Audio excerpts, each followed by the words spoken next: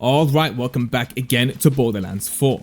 For this video, we are going to be going over the most broken build at the moment for Rafa. There are many builds in this game, in general for every single character, that use the crit knife. This build will not use the crit knife, and yes, you can kill a boss instantly no matter what level of Vault Hunter you are. It is absolutely insane, and it's pretty simple to get together. There's not much to go for. There's only 3 items in total you have to get, and that's pretty much it. Let's go ahead and show you exactly what you need for this build, and I hope you all will enjoy. This video will also be in full text guide. The link will be down in the description. Huge shout out to Mobiletics for that. Alright, so here is my character. I'll show you exactly what we need and also where to get them. It's very simple and there's not much to it. First off, let's have a look at the weapon, the Kickballer. In general, this weapon isn't really that good, but when you do get the Jacob's License accessory on it, this weapon turns deadly, as you've seen in the gameplay previously. It's absolutely unstoppable. Let me show you exactly where to get this weapon. Alright, so the quest all starts in the Null and Void side mission or faction mission. It is located in the Howl in this very specific location right here. What you want to do is complete this side quest. Once Null the Void has been completed, all charged up side mission will unlock for you in this location here, Idoltor's Noose. Where Null the Void ends, all charged up begins. So you literally cannot miss it.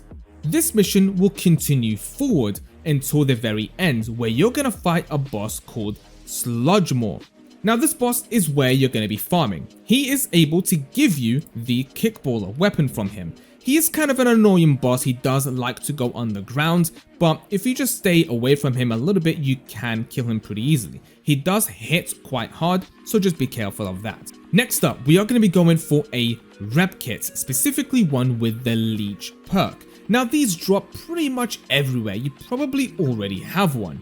If you do want to know where to farm these, if you do not have one, they pretty much drop from anything, but I'll show you 2 very good locations. So a very good location is the Pitted Stain Ripper drill sites located right here in the Idoltor's Noose at the very bottom of the map. This one gives 3 different bosses and a bunch of badass enemies. Very good farming method. Another very good drill site is Saw's Clench, another one with 3 bosses located in the ruined swamplands. This is another very good one. So, your grenade Ordnance. Now, like I said, you don't need a crit knife. I don't have one. I only just have a knife that has Jacob's grenades deal critical damage when hitting weak points. If you have one, that's great. You can use it. If you don't have one, it's okay. You won't need one for this build. I still highly recommend getting one. I actually don't even have a knife with the specific crit perk that you need. So you don't really need it for this build. Next up is your enhancements. This is another very important one. You want to get the Leaper perk on this. Guns with Jacob license parts gain a 40% chance to ricochet non-critical hits. This is very important. You're gonna definitely need this for this build. And like any other Repkit, this one will drop quite frequently. Like I said, you probably already have one. You can farm these in drill sites or bosses. Next up is the Onion Shield. This is a very important shield because while you're shooting your Kickballer, you do have a chance to die. But the Onion is described as this. On armor segment break grants immunity to damage for 2 seconds. So once you fire your Kickballer and the damage is going, it's basically going to be mayhem and you do have the chance to die. But the shield will protect you and make you immune to all damage for 2 seconds just until the boss does die. This can also be farmed with the Kickballer. So whenever you're farming Kickballer, you're going to have the Onion also dropping and so forth. Next up is your class mod. What I highly recommend are 2 things. One, you want to get one that does critical hit damage. Okay, very simple stuff, just more damage. But another very good one is this one, the Devastating Dancer class mod. This is specifically, we want to get this because of the extra skill points we're going to be getting. And I'll show you exactly why this is very important. So in order to get the Dancer mod, all you have to do is farm Idolator's Soul located in the Fortress Indomitor in Idolator's section of the map. Pretty easy to find. He is part of the campaign, so if you've played the campaign, you probably already have this boss unlocked. And that is pretty much it when it comes to our gear. It's very, very simple. Now let's go over to the next section. This is our skills. Alright, so of course we're going to be running the Peacebreaker Cannons, by far the best skill tree for this character. First off, we're going to put 5 points into Satir. Rafa gains increased gun damage is exactly what we need because we're obviously going to be using the weapon to cause as much damage as possible. Next up, we're also going to be going for Wera. Whenever Rafa critically hits an enemy, action skill duration is restored, which is perfect. Obviously, we are going to be going for Instincto. Rafa's Peacebreaker Cannons gain increased critical hit chance. Obviously, we want as many critical hits as possible. This is by far probably your best choice for pretty much every build with this character anyway. Next up, we're going to put 3 points into Maestro. Rafa gains increased skill damage. Okay, more damage output is what we want. Next up, we're going to go over to Asymmetric Warfare, 5 points into that. Indirect projectiles gain increased damage. Indirect projectiles include all action skill, weapons, thrown guns, and projectiles not fired from your gun. So again, just more damage. Next up, we're going to put 5 points into Hostile Acquisition. Rafa's indirect projectiles gain lifesteal, so we're also going to be getting lifesteal at plus 50% from there. Next up, for our next perk we're going to be going for is Double Auto Shot Capstone. Rafa's Peacebreaker Cannons are replaced with shotguns. Again, more damage output, especially for those crits. More damage. Next up, 1 point into Lateral Plinking.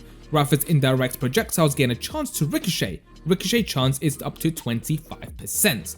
Alright, so obviously you can get the idea here. We're going for as much damage as possible with those ricochets.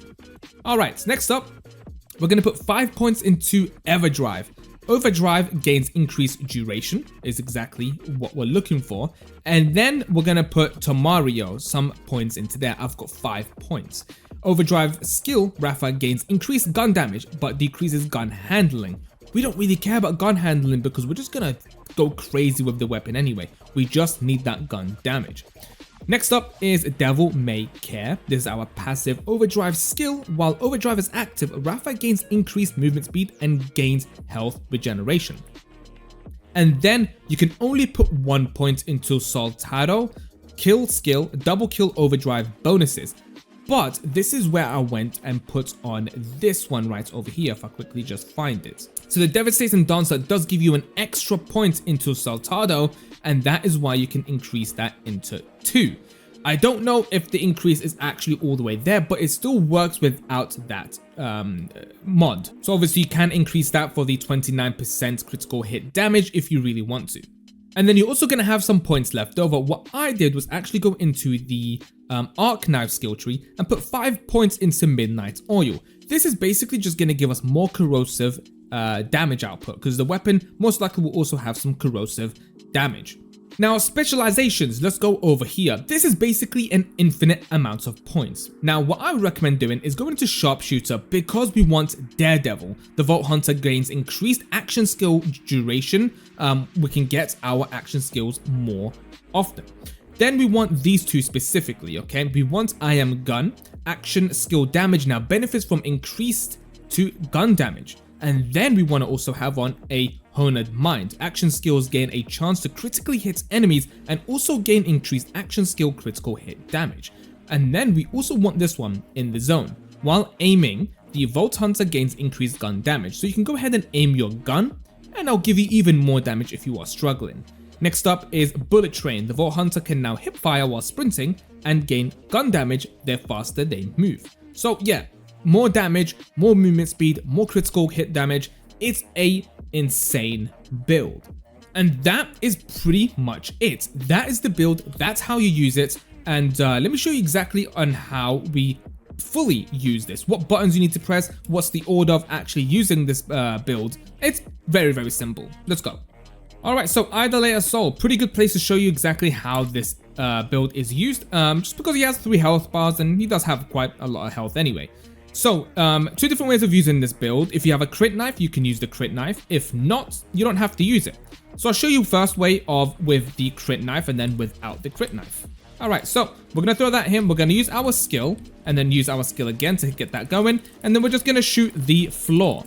And he is dead. Now, sorry, that was actually without the crit knife. So yeah, without the crit knife, pretty much dead instantly. It is pretty damn powerful.